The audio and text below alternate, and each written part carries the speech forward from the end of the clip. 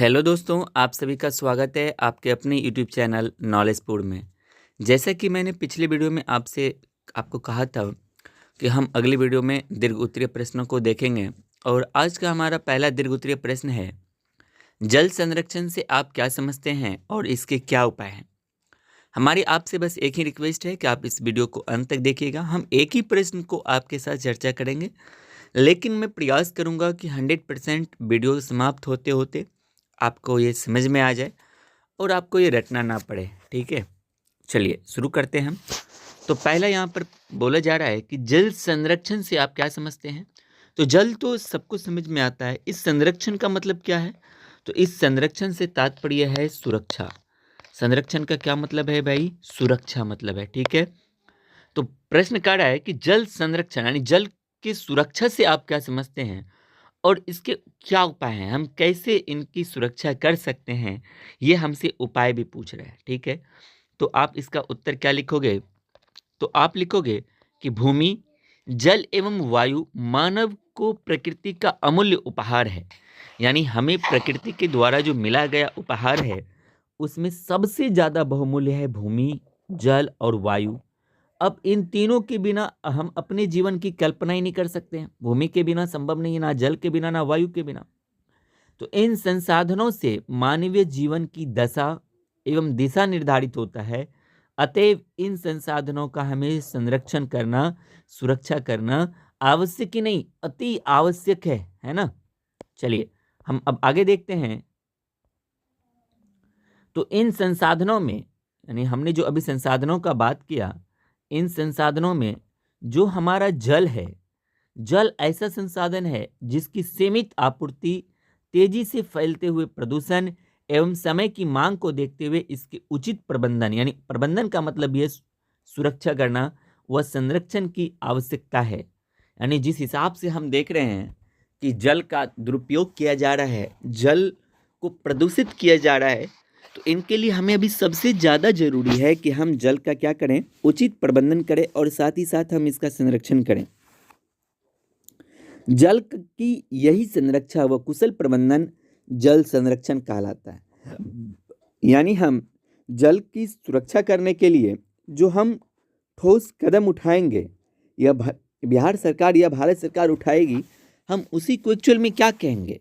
उसी को हम कहेंगे जल संरक्षण कहेंगे। यानी जल की यही संरक्षण व कुशल प्रबंधन, यानी हम जो इसको संरक्षित करने के लिए जो कार्य करेंगे, उसी को हम क्या कहेंगे? जल संरक्षण कहेंगे। तो जल संरक्षण हेतु सरकारें सतत प्रयत्नशील है। सतत का मतलब होता है लगातार। लगातार सरकार प्रयत्नशील है, प्रयास कर रही है। भारत सरकार ने 1987 ईस्वी में राष्ट्रीय जल नीति बनाई थी, जिसकी अद्यतन राष्ट्रीय जल नीति 2002 को अमली जामा पहनाया गया। यानी अंत में 1987 ईस्वी को 2002 ईस्वी में हमने अमली जामा मतलब इन पर काम किया। और कुल मिलाकर संरक्षण के अधोलिखित उपाय हो सकते हैं, मतलब हम ये सब उपाय कर सकते हैं जल को संरक्षण करने के लिए। पहला क्या है? भूमिगत जल की पुनर्पूर्ति। पुनर्पूर्ति का मतलब क्या होता है कि आपने जहाँ से जो लिया दोबारा उसको उसी जगह पे रख देना ही पुनर्पूर्ति कहलाता है। तो भूमिगत जल की, यानी भूमिगत जल का हम अपने चापाकल के माध्यम से बाहर निकालते हैं, साथ ही हम बोरिंग के माध्यम से, मोटर पाइप के माध्यम से हम जल को नीचे से यानी 40 फीट 30 फीट नीचे से निकालते हैं। फिर वहीं पर हमें जल की पूर्ति करना है, वही है भूमिगत जल की पुनर्पूर्ति।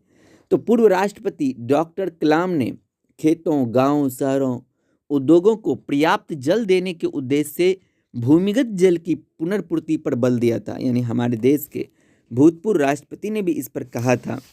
और इसके लिए हम वृक्षारोपण, जैविक व कंपोस्ट जो खाद है हमारा का योग, वेटलैंड्स का संरक्षण, वर्षा जल के संचयन एवं मल जल शोधन से चक्रण जैसे कार्यकलाप उपयोगी हो सकते हैं। हम पहले क्या कर सकते हैं? जो भी जल का उपयोग किए, हम फिर से बाद में उस जल को पाइप डालकर नीचे जितनी गहराई से हम जल निकाल रहे हैं वहाँ तक डाल के हम फिर से पानी को वहाँ तक छोड़ सकते हैं। हम वृक्षारोपण कर सकते हैं। हम जैविक व कंपोस्ट खाद का उपयोग कर सकते हैं अपने खेतों में, रासायनिक खाद का उपयोग ना करके। हम वेटलैंड्स का संरक्षण कर सकते हैं। वर्षा जल को जमा करके हम इसका उपयोग कर सकते हैं। हम वर्षा जल का उपयोग करके जितना कम इसका हम वर्षा जल का जितना अधिक उपयोग करेंगे, यानी वर्षा जल का जितना अधिक हम उपयोग करेंगे, वर्षा जल का मान लीजिए हमने यहाँ पर 10,000 लीटर हमने जल का संचयन किया, जल को जमा किया, तो हम इसी जल का अगर हम उपयोग करते हैं अपने और किसी कार्य में, पशुओं को नहलाने में, कपड़े धोने में, बर्तन साफ करने में, पौधों को पानी देने में, तो हम जो 10,000 लीटर नीचे से जो पानी निकालते हैं वो पानी तो हमारा बचेगा ना। तो हमें वर्षा जल का संचयन जरूर करना चाहिए। दूसरा है हमारा जल संभर प्रबंधन। जल संभर प्रबंधन क्या है? तो जल प्रवाह या जल जमा का उपयोग कर, जो अभी मैंने बताया आपको, उद्यान या कृषि वानिकी, जल कृषि, कृषि उत्पादन को बढ़ावा दिया जा सकता है। इससे पेयजल की आपूर्ति भी की जा सकती है। बिल्कुल। तीसरा है हमारा तकनीक की विकास। बिल्कुल, ये बहुत अत्यधिक जरूरी है। तो तकनीक के माध्यम से जल को कम से कम उपयोग द्वारा अधिकाधिक लाभ देकर यानी लेकर भी जल संरक्षण किया जा सकता है। जैसे ड्रिप सिंचाई, लिफ्ट सिंचाई, सूक्ष्म फुहारे तथा द्वारा सिंचाई, सीढ़ीनुमा कृषि आदि इसके अंतर्गत आते हैं। तो याद रखना कि सीढ़ीनुमा कृषि हमारे क्षेत्र में तो नहीं हो सकता, ये पहाड़ी इलाकों में होता है, लेकिन हम अपने क्षेत्र में मूल रूप से ड्रिप, लिफ्ट या सूक्ष्म फुहारों की खेती कर सकते हैं। अभी आप बिहार में देखिएगा तो क्या होता है, हम खेतों में सिंचाई कैसे करते हैं। ये मान लीजिए आपका समतल खेत है, 1 बीघा खेत है, आप क्या करते हो, पाइप अपने खेत में डालते हो, पाइप आपने बिछाया और बोरिंग स्टार्ट कर दी और आपके खेत में पानी जा रहा है। अब एक पौधे को जितना जल की आवश्यकता है, आपने बहुत सारा उनके पास जल आप अपने खेतों में जमा कर देते हो या हम लोग कर देते हैं।